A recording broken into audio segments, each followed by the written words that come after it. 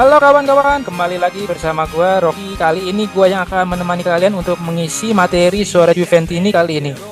Di mana kali ini cukup berbeda, seperti biasa di akhir bulan kita akan memberikan informasi rekap mengenai performanya Juventus di bulan Oktober. Tapi di sini gua seperti biasa tidak selalu sendiri nih, selalu ditemani rekan-rekan yang selalu mengisi materi untuk Suara Juventini. Mungkin kita kenalan dulu ya, karena sebagian besar mungkin ada yang belum mengenal, yang sering mengisi di Suara Juventini dulu. Ini yang pakai jersey Juventus nih, edisi retro ya kan? Ya, monggo selang Mas, dikenalkan Mas. Halo, selamat Juventini. Gue Andar Sofyan dari Juventini Lawas hari ini. Oh, oke, baik Mas Andar, mudah-mudahan sehat selalu. Mas Andar ini Oh, yang sering mengisi juga di Suara Juventini sebagai narasumber tetap ya kan. Nah, kali ini juga kita yang sudah tidak asing lagi yang suka mengisi di acara program Suara Juventini, yaitu monggo Mas yang pakai baju itu Mas, silakan dinenganin Mas. Halo, suara Juventini. Perkenalkan, gue Adi Juventini dari jalur Gaza. Wih, ya Allah, lagi berjuang nih ya kan. Iya loh.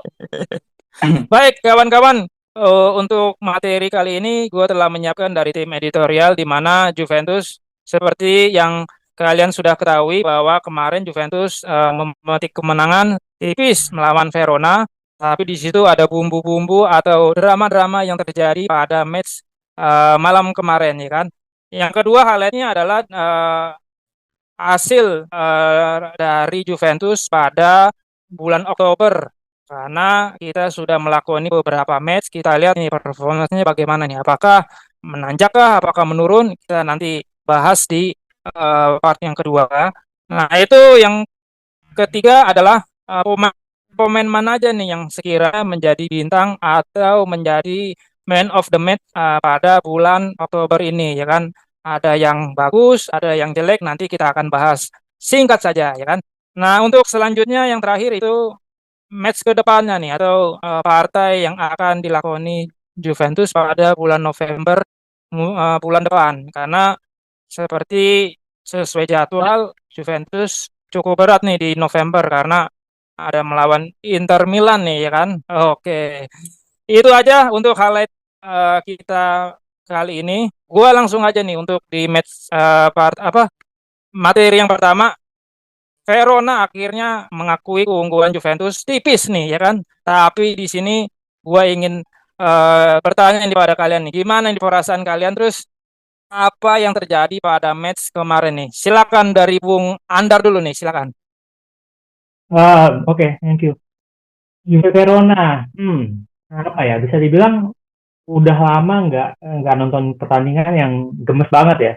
Jadi, Hmm. sosok gue bilang ini menyenangkan dalam artian ini kan dua pertandingan beruntun, kurva shoot is back. Jadi semuanya drum dan lain-lain tuh nyala dan kita juga dengar gitu di TV kedengeran gitu, stadium bersemarak lagi walaupun memang ada beberapa hal yang belum muncul misalnya banner dan lain-lain, tapi pertandingannya gila sih. Jadi bayangin di menit ke-13 aja kita udah dikerjain lah gitu dengan VAR Ada gitu, udah VAR kelihatan ya. gitu.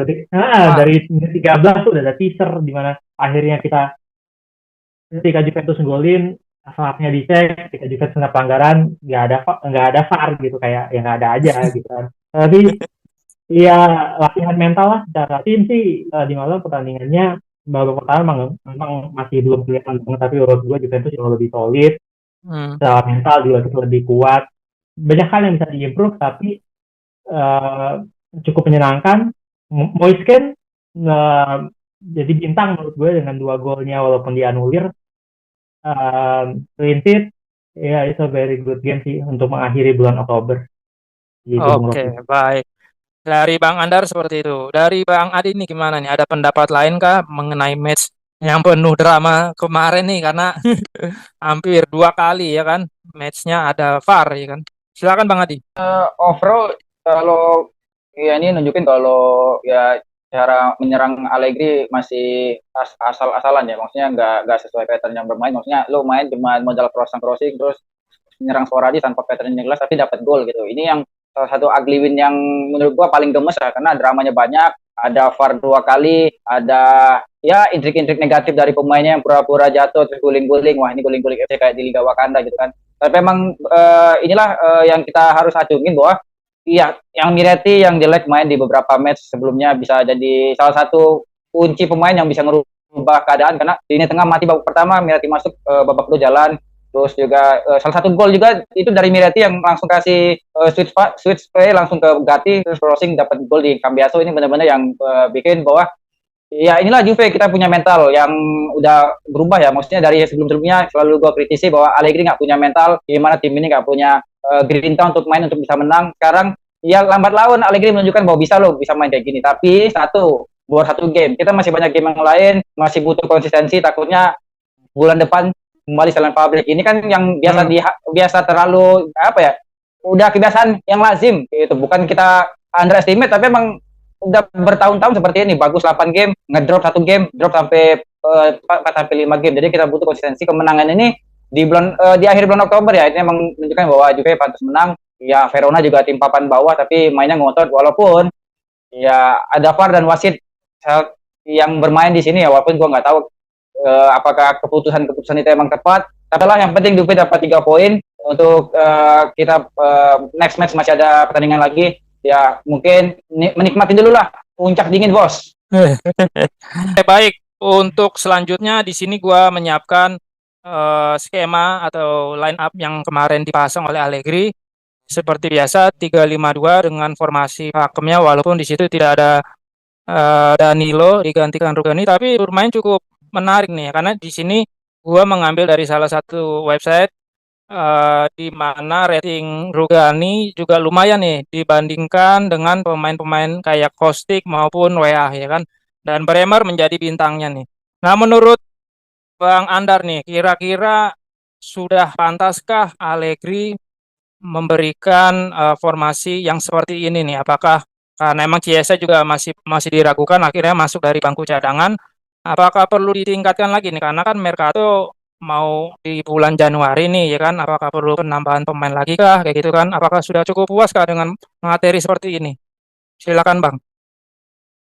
Iya, kalau materi sih ya itu seperti ini yang kita punya sekarang yang sehat, ini adanya gitu. Dan gue senang sih, maksudnya um, dua nama ya, Bremer dan Locatelli tuh benar-benar udah jadi kunci. Bremer di lini belakang, kemudian Locatelli di lini tengah tuh mereka udah memberikan konsistensi di bulan Oktober ini yang akhirnya kelihatan gitu. Juventus lagi-lagi bisa clean sheet, bisa menang. Kalau soal Mercato ya nanti kita omongin lah, kita nggak tahu. Tapi intinya dengan squad yang sekarang aja, uh, hari ini kita ngerasain Kapolista setelah 3 tahun gitu kan. Jadi ya oke lah, dengan Ada target besar ya. besar udah cukup sih materinya. Asalkan sehat sebenarnya sih. Ini kan kita dalam kondisi main Chiesa sama Vlahovic nih, dua-duanya nggak bisa dibilang 100%. Jadi ya padahal dua itu dianggap sebagai andalan untuk goal getter lah gitu. Kita bisa akhirnya memecah kebuntuan, walaupun Moise dengan 2 golnya yang dianulir ala-ala itu akhirnya bisa menang sih menurut gue. Ya ini udah kuat yang baik gitu. Gani selalu bisa diandalkan, salah satu favorit player saya. Siap turun gaji, siap jadi cadangan, siap main, dan selalu bisa perform sih di tiap kasih waktu dia dimainkan. Sisanya ya udah oke sih menurut saya. Tapi dari di sini melihat kan Bremer bintangnya. Kalau menurut Bang Andar sendiri punya pemain pilihan tersendiri nggak? Apa sama dengan yang apa gua paparkan sekarang ini? Iya, dua namanya itu Bremer sama Locatelli sih di bulan Oktober ini ya, khususnya memberikan apa ya? Jadi kayak Bremer tuh udah bikin tahanan Juventus itu udah bisa as usual gitu. Jadi dia ya sudah melakukan apa yang seharusnya dilakukan dengan sangat baik. Bisa ada improvement, tapi so far memuaskan. Oke, baik kalau gitu. Dari Bang Adi tersendiri nih, bagaimana nih? Sudah punya pilihan tersendiri kah pemainnya? Apakah Bremer yang cukup tangguh dan kokoh di pertahanan Juventus? Apakah punya pendapat lain nih? Kean kali mungkin. Ya, kalau gue sih ngambilnya simple aja gitu kan, karena Allegri kuatnya di defense, wajar dong kalau pemain defense ini jago-jago, maksudnya ratingnya tinggi-tinggi karena juga Juve clean sheet gitu kan. Di samping itu juga serangan Verona juga gak banyak. Kalau kita nonton babak kedua mereka nonton on target. Jadi ya back Juve cuma tukangnya bola doang dan nggak ada nggak ada benar-benar serangan yang berarti gitu buat Juventus. Jadi wajar kalau backnya dapat rating tinggi. Tapi di sini kita harus lihat poinnya juga di Miretti sama Cambiaso ya. Maksudnya mereka masuk itu merubah gitu. Dari babak pertama kan kita lihat tuh mainnya kagak jelas. WH aja yang kita agung-agungkan calon pengganti Cuadrado nggak bisa sampai saat ini belum perform gitu loh. Tapi Miretti yang bisa dihina-hina, yang kita bilang wah ini pemain kok tacklingnya salah mulu, terus sering dapat kartu kuning kayak ini, tiba-tiba bisa ya udah kayak Kevin De Bruyne lah kalau main ya, walaupun versi bintang 1 kali, kalau Kevin ADB kan versi bintang 5 gitu. Tapi emang di sini yang kita butuhin pemain-pemain yang punya kreativitas. Saat ini kan kita nggak punya pemain kreativitas sama sekali di tengah. Pogba, doping, Fagioli sourcing karena judi. Jadi emang ya inilah pemain opsi Allegri untuk lini tengah karena nggak punya lagi gitu. Dan untuk saat ini ya Juve masih on the track untuk target 4 besar gitu. Jadi pemain-pemain ini masih tetap main kunci ya. Kayak Bremer pasti, Locatelli pasti, dan ada beberapa pemain yang bisa merubah situasi ini yang Juve butuhin gitu. Jadi game changer ketika kondisi deadlock. Oke, baik. Tapi di sini gue sedikit aja ya. Ini WA masih beradaptasi kali ya mengenai permainannya, gayanya Italia, karena kurang begitu menonjol ya saat dibeli sama Juventus. Gimana menurut Bang? Bener nggak nih? Apakah dia kalau gue ngeliat WH di klub sebelumnya kan nggak main di wingback ya, mainnya kan di 4-3-3 yang di depan atau 2 striker. Jadi emang dia harus adaptasi lagi kalau main di posisi wingback. Artinya dia harus bisa mengupgrade sisi defensifnya, karena kan kalau main wingback lo area distance covernya tuh jauh gitu, semua lapangan itu lo yang ngambil gitu. Sedangkan kalau kita main di striker sayap, ya kita di belakangnya ada fullback yang bisa cover sisi defensifnya. Nah, ini yang WH harus adaptasi lagi, karena perubahan formasi, perubahan taktik juga mempengaruhi dengan adaptasinya si WH sekarang ya belum kelihatan. Ya mungkin next season lah, musim depan. Oke, baik. Kalau gitu ada Bang Andar mungkin tambahan lagi, apakah sudah cukup? Cukup sih, cukup sih. Jadi ya memang satu poin plus adalah setelah waktu lawan Milan, Huijsen diberi lumayan waktu, kali ini Yildiz agak lebih panjang nih waktunya dibanding sebelum-sebelumnya. Dan ada peluang juga, jadi itu ada peluang dia hampir, ya kalau itu gol bakal jadi konten lah lumayan gitu, kayak waktu Huijsen main kan kontennya banyak ya di Juventus. Jadi itu salah satu hal yang ini sih menarik dari pertandingan ini juga sih, untuk bisa kita tunggu lah Yildiz ke depannya kan gimana. Baik, kalau gitu. Ya, untuk materi selanjutnya di sini gue menyiapkan kita merekapitulasi performance Juventus. Di sini kalau melihat dari data yang telah gue himpun, di mana 3 kemenangan, 1 kali seri, dan belum pernah kalah nih. Dari yang setelah gue lihat yaitu 0-0 Atalanta, kita away ya kan. Waktu itu menang lawan kalah ya. Menang nih. Menang lawan Torino, menang lawan Milan, dan menang lawan Verona nih. Menurut Bang Andar nih, melihat Juventus di bulan Oktober ini, apakah sudah cukup memuaskan? Apakah masih bisa gigit lagi nih? Karena kita kehilangan 3 poin ya, walaupun dapat 1 poin di Bergamo di Atalanta nih. Menurut Bang Andar, apakah ini sudah menjadi pencapaian yang luar biasanya Allegri kah dibandingkan musim lalu? Gimana Bang Andar? Iya, pencapaian yang baik ya. Kita 5 pertandingan terakhir Serie A clean sheet, sehingga kita secara Allegri, secara strategi bisa membuat tim ini menjadi sangat solid. Kalau improvement pasti terus ada improvement bagaimanapun, tapi paling tidak kita kasih applause Allegri pertandingan ini juga jadi pelatih kedua terbaik setelah Trapattoni untuk menciptakan sejarah ya di Juventus. Pelatih yang clean sheet itu nomor 1 Trapattoni 140 kali, nomor 2-nya Allegri 1 kali gitu. Jadi ya kita kasih applause juga, dan bahwa ya Juventus tidak bisa ditembus oleh lawan dalam 5 pertandingan Serie A terakhir. Ya itu sesuatu yang datangnya dari Allegri dan dari pemain, artinya konsistensi ada di situ, pemain juga lebih solid satu dan lain, dan ini bulan Oktober ya sesuatu yang baik, maksudnya dibanding musim lalu yang kelihatannya lebih berantakan. Tahun ini, season ini lebih terasa ada konsistensi sih kalau buat saya. Oke, dengan dapat 10 poin nih menurut Bang Adi nih sudah menjadi pencapaian yang terbaik lah bagi Allegri sendiri karena ya seperti di musim lalu kan kita nggak terlalu baik ya performance-nya. Nah ini haters-hatersnya Allegri ini gimana nih? Ya, kalau musim lalu kan 8 game kemenangan beruntun ya, dan clean sheet juga ya. Itu kan Oh yang iya. lebih baik yang itu daripada yang sekarang kan itu kan. Kalau Hmm. secara hasil kita kan.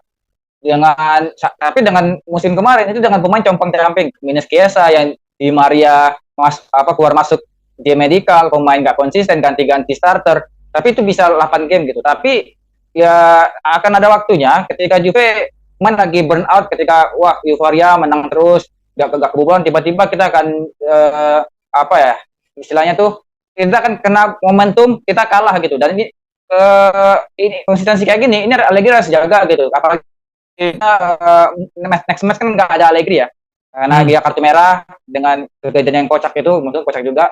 Jadi emang ini tim juga harus berpikir gitu, karena kita nggak Juve puncak klasemen sekarang doang, karena kita masih banyak game lagi dan juga kita akan ketemu rival juga. Ya, kita musim lalu 8 game itu kita menang lawan rival berapa kali tuh? Ada lawan Merda, ada Lazio, tapi kalahnya sama Napoli yang juara musim lalu. Nah, di sini kan ada pertandingan di akhir November pasca international break ya, kita akan ketemu ya rival terberat lah, calon kuas Scudetto juga. Jadi emang kita butuh konsistensi untuk pencapaian Oktober sekarang yang memang udah bagus. Di samping ya, pemain juga banyak kasus lagi, ada yang kasus doping, ada yang judi, tapi emang tim ini udah solid, khususnya lini belakang, karena kan musim lalu lini belakang kita nggak rombak sama sekali ya.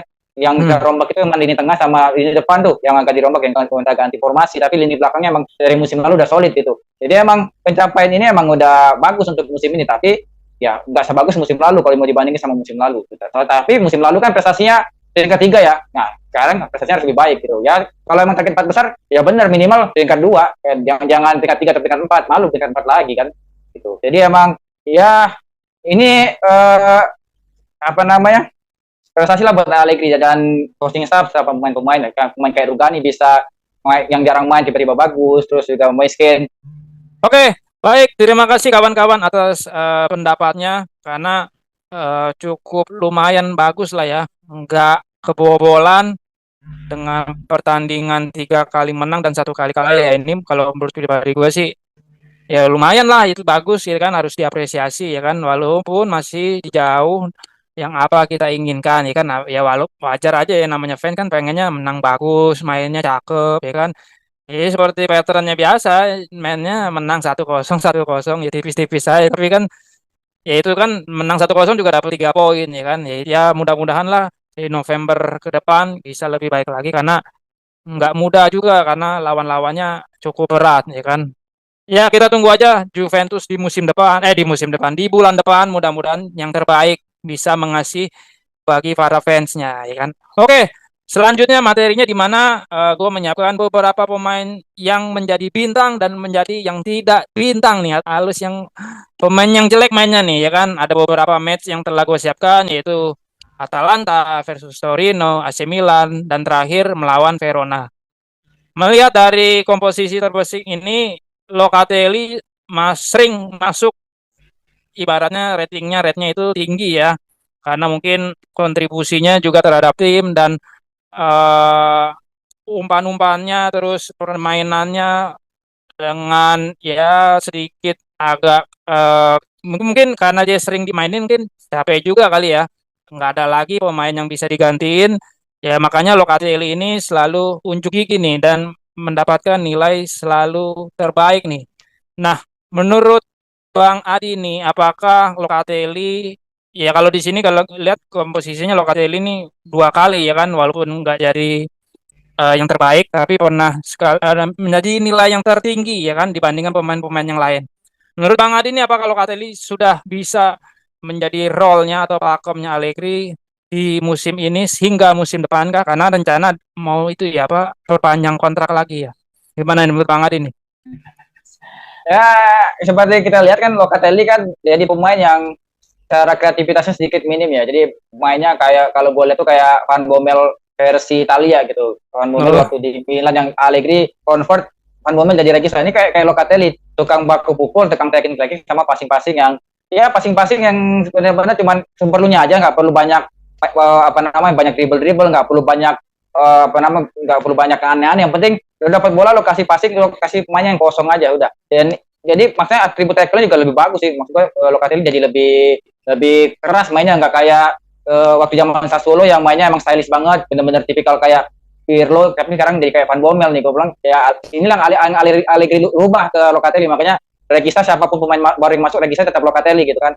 Ya emang jadi benar-benar pemain yang masa depan Juve ya, makanya kenapa kita sangat butuh pemain yang pelapisnya buat Locatelli ke depannya, walaupun tapi ya, pemain muda aja lah, karena kalau kita beli pemain mahal ya pasti Locatelli kesingkir gitu, apalagi pemainnya pemain matang gitu. Jadi kalau Locatelli andalannya Allegri di tengah ya pasti, karena menit bermainnya juga banyak selain Rabiot kan. Terus juga untuk Bremer ya ini emang udah back harganya paling mahal di Juve saat ini ya, selain ya 40-an ya paling mahal lah gitu, dibanding dengan pemain-pemain yang lain.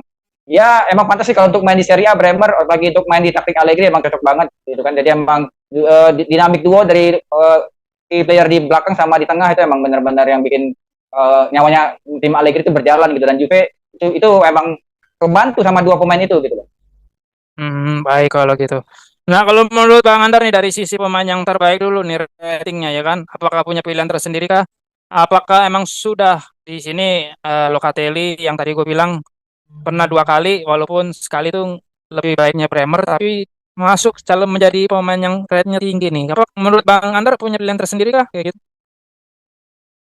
Ya, kalau kita lihat bola ini emang dua pemain ini selalu dalam keadaan sentual siap dan fit 100% ya. Jadi mereka memang paling perform, dan kekonsistenan mereka itu yang akhirnya membuat Juventus unggul dari segi win sheet, kemudian juga menang akhirnya. Ya memang kontribusi mereka berdua besar. Bahkan lawan Milan, Locatelli sebagai ini kan apa namanya pembobol deadlock lah, dengan tendangan super shooternya dari jauh itu akhirnya membuat Juventus menang di kandangnya Milan. Ya, dan kesulitan Bremer ini juga akhirnya memberikan kenyamanan buat Szczesny ya. Szczesny nggak ada di sini, tapi menurut gue Szczesny juga di lawan Milan kemudian lawan Verona di awal itu kontribusinya terhadap Juventus bisa mendapatkan 3 poin juga besar sih. Jadi walaupun namanya nggak ada di sini, mungkin gue tambahin Locatelli, Bremer, dan Szczesny yang patut dijadikan player of the month-nya Oktober versi 2 gitu Bang Roh. Itu ya. Seperti itu ya menurut lo ya jadinya ya. Nah, Iya, ada kalau Mates dari nih. Szczesny, oke. Kalau dari pemain yang kurang baik nih ya kan. Kita mau ngomongin juga agak repot nih. Kayak 2 kali nih ya kan. Aduh. Kayaknya nih butuh diruat nih kayaknya berapa kali ya kan. Gue lihat di VAR, gue lihat di VAR. Nah, apakah mereka ini perlu lagi perbaikan kah? Perlu meningkatkan lagi performance-nya kah? Ya kan? Karena liga ini kan simultan ya dengan 38 match, harus bisa menjaga kondisi masing-masing pribadi pemain sendiri ya kan? Karena di sini kalau gue melihat ya ini datanya terakhir kayak sih yang menjadi sering pemain yang terburuk ya kan. Menurut Bang Adi nih apakah sesuai di sini, apa menurut lu ada pilihan lain kan kayak gitu? Gua kan udah pernah bahas di video review lawan Lazio ya, bahwa kalau Juve ini Allegri butuh plan B ketika Chiesa nggak main gitu, dan setiap Chiesa nggak main dan Kean main itu mainnya sama aja. Maksudnya Juve-nya mainnya sama aja, cuman berbedanya kualitasnya jomplang gitu, dan sehingga apa, pemain terburuknya ya dia lagi, dan efeknya apa, ke lini serangnya juga dia jelek, floatingnya jelek. Jadi sehingga apa, ini berpengaruh ke sistem penyerangan Juventus ketika Chiesa nggak main gitu. Jadi emang ketika plan B ini nggak ditemuin Allegri, ini lucunya ya kenanya dia lagi gitu. Itu dari pemain yang kategori kurang baik ya dalam performnya gitu. Itu semuanya pemain lini serang loh, kecuali Cambiaso.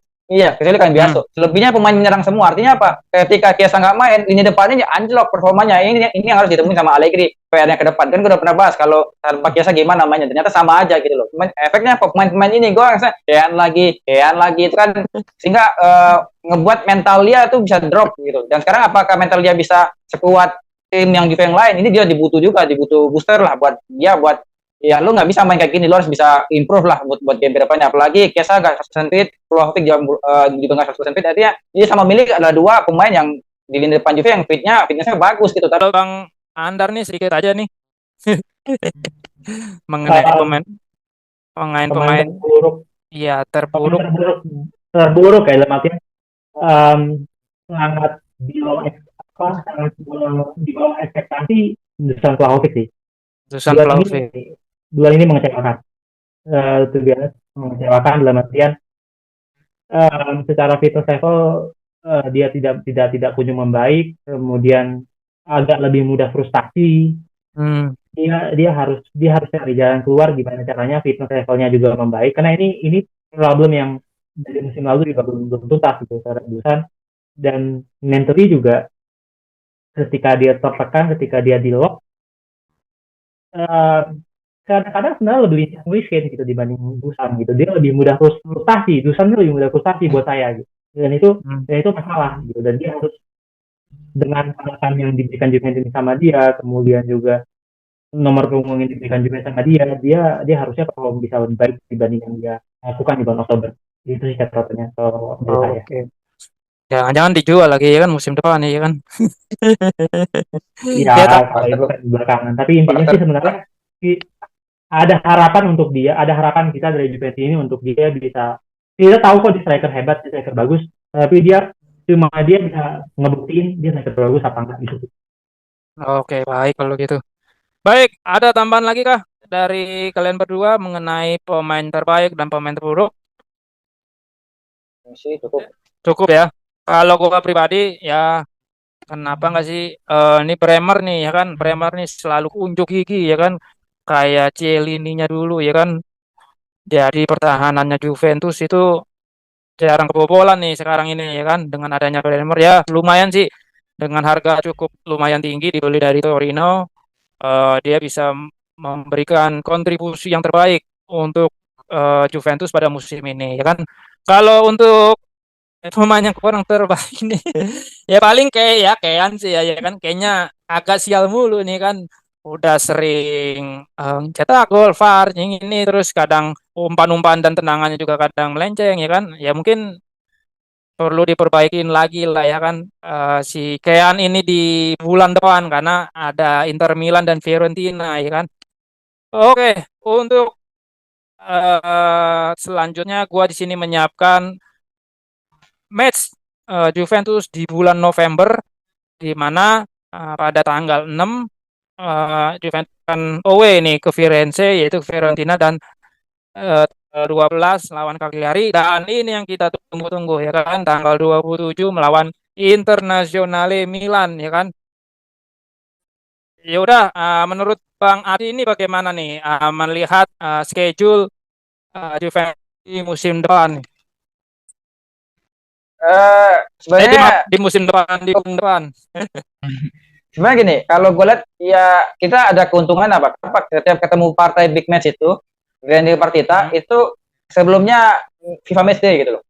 Ketemu Milan, sebenarnya kan FIFA Match Day besok ketemu Milan dan mereka akan fokus UCL, sedangkan Juventus nggak fokus UCL. Artinya ketika para pemain FIFA Match Day mereka langsung fokus ke lawan Inter gitu, dan ini akan yang benar-benar fight, dan kita nggak tahu apa drama apa di FIFA Match Day, apa siapa yang cedera, siapa yang apa namanya bakal bisa perform, bisa yang gimana situasi kita nggak tahu, apalagi timnas Italia lagi ya hidup dan mati untuk lolos ke Euro tahun depan gitu, jadi emang pemain-pemain Italia yang ada di dua tim ini ya pasti harus fight buat negaranya dulu. Nah itu akan kita lihat apakah pemain itu nanti bisa fit ketika di pertandingan ini atau enggak gitu. Itu jadi salah satu faktor non teknis di luar taktik kedua pelatih gitu. Untuk dua game sebelumnya ada Fiorentina sama lawan Cagliari, ya expecting ya, pastinya dapat 6 poin dari dua game itu sebelum Messi, kita udah ngantongin 6 poin. Lawan Inter kalau main banyak fit, terus juga nanti ada nontek hasil seri udah cukup kok. Kalau yang penting tidak kalah kan, karena seperti kata Allegri yang penting tuh ya kalah, yang jangan kalah lah, seri nggak apa-apa asal jangan kalah. Jadi 7 poin bulan depan is oke kok, bagus.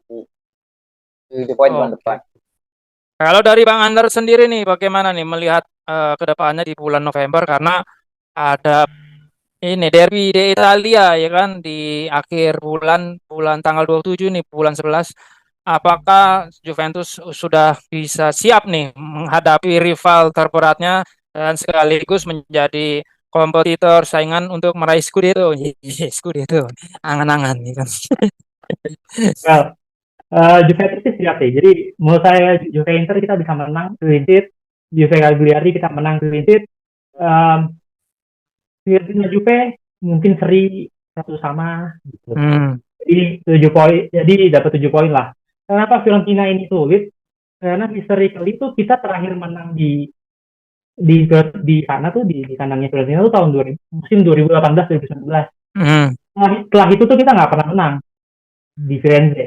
Jadi kali ini mungkin akan sama sulitnya buat saya. Jadi eh, kemungkinan bisa seri seperti musim lalu. Musim lalu itu ya musim lalu seri satu sama. Mungkin akan mengulangi yang sama. Kemudian Cagliari Inter kita dua-duanya menang dan optimis melanjutkan tren prinsip Juventus. Wih, mantap ya kan. Mudah-mudahan apa ya, keinginan kita sebagai fans Juventus bisa tercapai ya kan. Karena ada ini juga ya, FIFA Matchday ya. Itu yang Ya, ngeri-ngeri ya kan. Kadang habis FIFA ya, Matchday ada kasus lagi ya kan.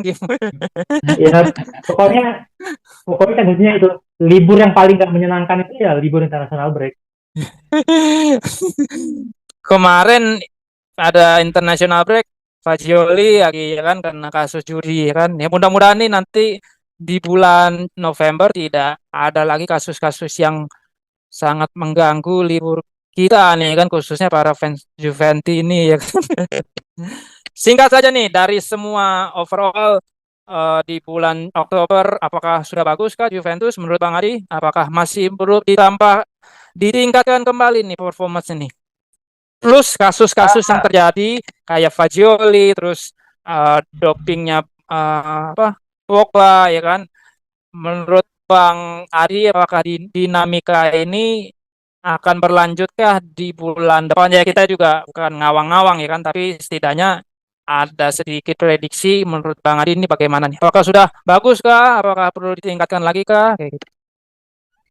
kalau seperti gue bilang tadi emang kalau udah di bulan Oktober udah cukup bagus karena kan akhirnya kita kalah dan clean sheet gitu itu udah bagus. Jadi yang perlu Hmm. ditingkatin adalah gimana bisa ngelawan tim yang sebenarnya kita bisa lawan gitu. Maksudnya tim rival tapi kita mainnya nggak main nunggu gitu, nggak cuma nonton running lawan kan katanya mau 4 besar. Ini yang kita lawan pesaing 4 besar malah seri gitu kan. Jadi ya ini uji kepantasan aja. Kalau lu pengen target 4 besar lu lawan dulu. Lu harus Hmm. menang lawan tim yang harusnya ya 4 besar untuk 4 besar yang sayang 4 besar tuh harusnya menangin. Ini kan hasil seri gitu loh. Tapi ketika lo lawan tim yang calon kuat itu malah bisa menang. Ini kan yang harusnya gimana itulah Allegri lucu kan, maksudnya lucu kan di luar itu. Jadi emang benar-benar yang kita harus ingatin adalah gimana ya step by step itu ya per game itu dulu lihatnya per game menang, besoknya evaluasi menang lagi. Jadi nggak langsung target harus 4 besar gini-gini enggak. Jadi kita harusnya game per game aja. Apalagi mainnya seminggu sekali kan enak seminggu sekali.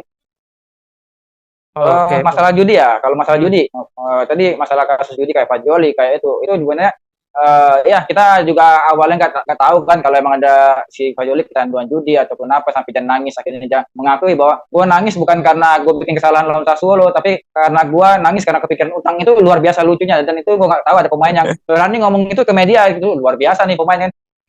Dan anehnya gitu ya kan ini kan pemainnya dihukum ya udah berarti Juve tetap fokus dengan pemain yang ada untuk fight ke pertandingan selanjutnya. Ya Fajoli itu tetap fokus ke hukumannya ya persis lah kayak pemain Brentford Ivan Toney yang dia judi di game dia sendiri dia nentuin Hmm. gua nyetak gol atau enggak hari ini, gua main satu atau enggak hari ini. Dia bet Hmm. di pertandingan itu dan dia selalu menang tapi dihukum 8 bulan sama FA dan dia nggak main. Artinya ya Brentford jalan-jalan aja. Artinya apa ya, lo kan punya pemain lain ya main aja selama dan tapi tetap Fajoli jaga fisik kondisi ya walaupun dia dihukum 8 bulan gitu. Jadi emang menurut gua ya tetap harus stay aja di jalan terus ya. Fajoli tetap fokus ke apa namanya masa hukumannya dan sekaligus latihan gitu kan. Fajoli juga masih bisa latihan di stadion, masih bisa latihan di Kontinasa juga. Jadi emang ya nggak ada problem sebenarnya gitu, masih aman-aman aja. Terus ketika nanti hukumannya udah selesai dia bisa langsung tune in ke tim lagi. Jadi emang ya nggak masalah sih buat gue. Yang penting masalah ini udah clear gitu, dia udah ngakuin dia salah, dia juga udah dapat hukumannya dari FIGC ya sah-sah aja sih. Ya emang walaupun pemain lain ada yang judi juga toh sekarang akhirnya ada yang kena investasi bodong kan 8 bulan, 1 tahun nggak main kan, 10 bulan nggak main. Ya. Tonali. Sama sih kayak Juve. Iya, itu juga akhirnya Newcastle confirm bahwa dia akan ban Tonali 10 bulan nggak main di tim. Itu kan jadi kerugian juga buat dia gitu. Ya, oke, baik kalau gitu. Dari Bang Andar nih sedikit saja overall mengenai Juventus di bulan Oktober kali ini, apakah sudah mencapai pencapaian yang terbaik kah, ya kan? Apakah perlu di istilahnya ditingkatkan lagi deh, ya kan, buat bulan depan, ya kan? Dan plus kasus-kasus yang terjadi seperti Bang Adi, apakah punya pendapat lain kah? Apakah emang ini kesialan Juventus aja nih, ya kan? Pas internasional. Monggo Bang Andar. Iya, kalau kasus ya, so far alhamdulillah gitu kasusnya ini personal, jadi secara overall menurut saya sih tidak mempengaruhi kesulitan dan performa tim sama sekali gitu. Apalagi sebenarnya Pogba dan Fajoli bukan pemain intinya Allegri juga, jadi tidak begitu menyakitkan buat performa tim. Itu sih kata kuncinya. Kemudian terhadap tim hukum juga tidak ada sangkut pautnya sehingga tidak menyakiti tim juga. Jadi kita aman dan baik-baik saja. Itu sih yang paling patut disyukuri dari segala kasus-kasus pemain ini. Soal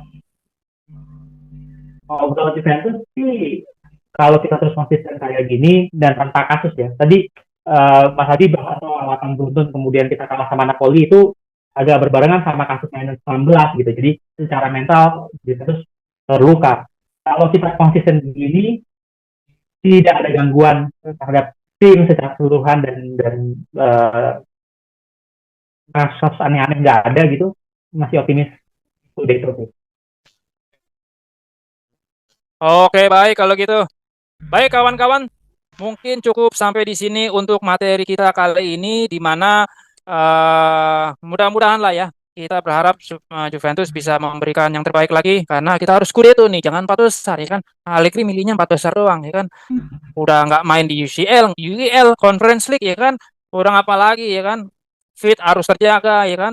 Nggak kayak tim-tim lain, tengah minggu harus melakoni laga di Eropa ya kan. Harus Scudetto ya kan. Baik, terima kasih kawan-kawan. Terima kasih juga Adi. Terima kasih Bang Andar. Semoga kalian sehat selalu. Oh ya, jangan lupa juga bagi para kalian fans dari Suara Juventus ini, jangan lupa untuk di like, di subscribe, di share kepada kawan-kawan kalian bahwa ada nih channel yang bisa berargumen, bisa memberikan pendapat atau opini-opini mengenai Juventus. Ya, adanya di Suara Juventus ini. Jangan lupa juga di subscribe, karena subscribe itu penting biar kita bisa memberikan lagi informasi yang terbaik nih mengenai Suara Juventus ini. Akhir kata dari gua, terima kasih. Mohon maaf jika ada salah-salah kata. Terima kasih juga buat Bang Andar, Bang Adi, ya kan. Mudah-mudahan kalian sehat selalu. Fino alla fine, forza Juventus. Juventus.